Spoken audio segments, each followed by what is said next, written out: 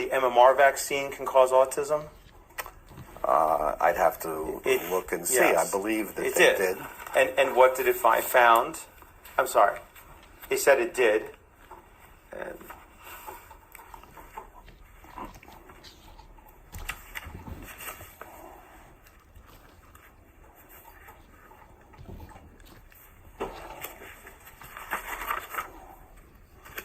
I'm looking to see. it said it favors rejection because it did find studies. Yes. Correct? Yes. That's right.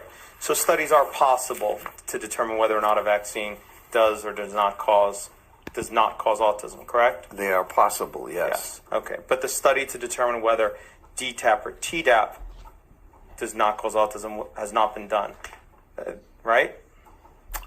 A study that would definitively show that it doesn't has not been done, but there's no evidence that it does. Okay. But since, Dr. Plotkin, we don't know whether Dtap or Tdap cause autism, right? It would be a bit premature to make the unequivocal sweeping statement that vaccines do not cause autism, correct?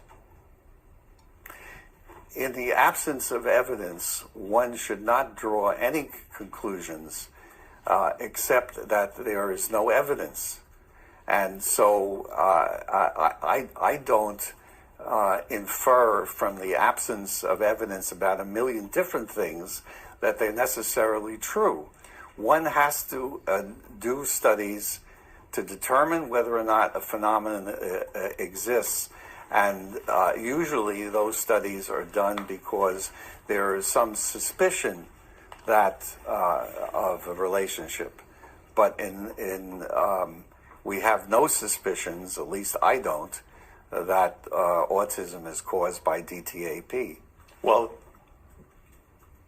you may not have that suspicion, but it is one of the most commonly reported conditions, adverse events, which is why it was reviewed in this IOM report from Dtap Tdap, which we discussed earlier. So I'm not asking you to say that vaccines do cause autism. I'm not asking that at all. I'm asking you as a scientist, can you make the statement that vaccines do not cause autism if you don't know whether Dtap or Tdap cause autism? As a scientist, I would say that I do not have evidence one way or the other. Right. As a practicing physician, I have to weigh all kinds of things in making a decision about a patient, whether to do something or not to do something. And I make those decisions based on the body of knowledge, even in the absence of definitive information for every case. This has been true for medicine ever since its inception. I'm asking you a simple question. I'm asking you, since the science has not yet been done regarding whether Dtap or Tdap cause autism, isn't it true that you cannot make the sweeping statement that vaccines do not cause autism? I could make the statement that there is no evidence that vaccines cause autism. Okay. And therefore, I'm not asking you that question. Therefore, Dr. Plotkin, and therefore, vaccines. And therefore, he's not answering the question. And therefore, vaccines should be given to protect against serious diseases. Dr. Plotkin, if we've already reviewed the IOM report, the IOM could not find evidence that Dtap or Tdap cause autism. I'm asking you, knowing that, isn't it just a bit premature to make the unequivocal sweeping statement that vaccines do not cause autism? I would say it is logically true that you cannot point to proof that it doesn't cause autism. But as physicians and public health specialists, one has to make decisions in the absence of thousands of pieces of information that one would like to have. And one of them is that vaccines protect against serious infectious diseases, and there's no evidence that they cause autism. So therefore, I recommend vaccinations to this child and every other child who does not have a contraindication. But since there's no evidence that Dtap or Tdap don't cause autism, you can't yet say that vaccines do not cause autism, correct? I cannot say that as a scientist or a logician, but I can say as a physician that no, they do not cause autism. Because as a physician, I have to take the whole body of scientific information into consideration when I make a recommendation for a child. Their IOM reviewed the science. They didn't find a single study that supported whether or not vaccines... Forgive me. Counsel, your connection's not that great. It's very choppy, and I cannot hear anything you're saying, but I do hear your voice. Please repeat. All right. At this point, Dr. Plotkin, just wait for him to move on to the next question. I'm not asking the same question, Counselor. Your objection is noted. I'm responding to his comments, which are different every time. So, okay, so what you're saying is, as a physician or logician, then you couldn't say vaccines do not, you could not say vaccines do not cause autism. But as a pediatrician, you're saying that you would say that to a parent because you want to make sure they get the vaccine. Is that right? You know, I can't be sure that DTAP doesn't cause leprosy.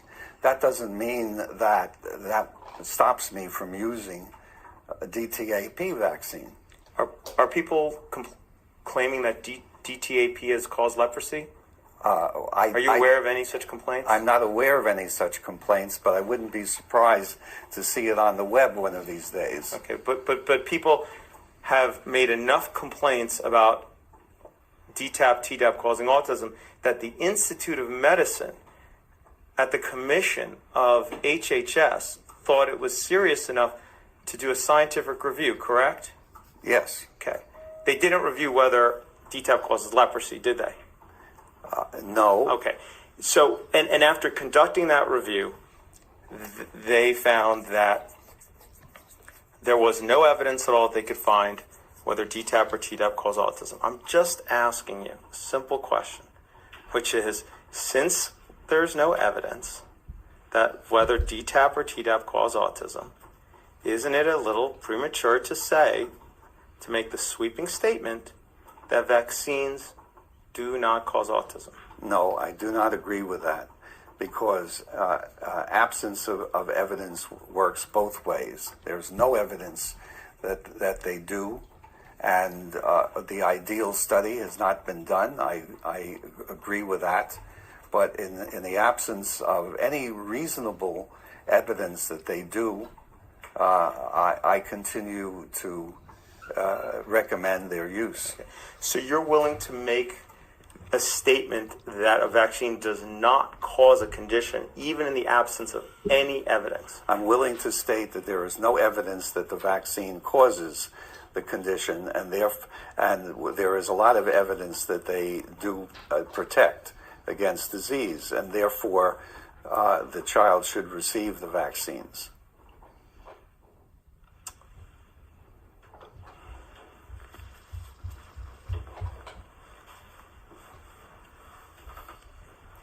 I mean, there are a million things on the web, including all kinds of diet advice based on ridiculous information. So why should I adopt that? Are you saying that the IOM was engaging in a ridiculous review here? They were doing a scientific review, which is certainly legitimate, and their conclusion that there are insufficient data to draw a formal conclusion. I can understand that and appreciate that. But that does not mean that the vaccines cause autism. You've never been asked that. The only thing I've asked you is whether or not one can assert that vaccines do not cause autism. Not that Counselor, they do. let's be real. You're asking me these questions because you want me to legitimize a view that vaccines cause autism, and I will not do that because absence of evidence is no proof whatsoever. I think that record is very clear, Dr. Plotkin. I'm not trying to legitimize anything. I'm just asking you to. I'm not trying to legitimize that vaccines cause autism. I think we have very clearly established what the IOM found. The IOM found, in their estimation, no evidence. Right? Right. They found no evidence that vaccines that Dtap or Tdap cause autism. Let's make that very clear, right? Right. They found no evidence Right. that Dtap or Tdap cause autism. Yes. Period. They found one study which they said was unreliable because it relied on VAERS data and it had no control. Right? Right. Okay.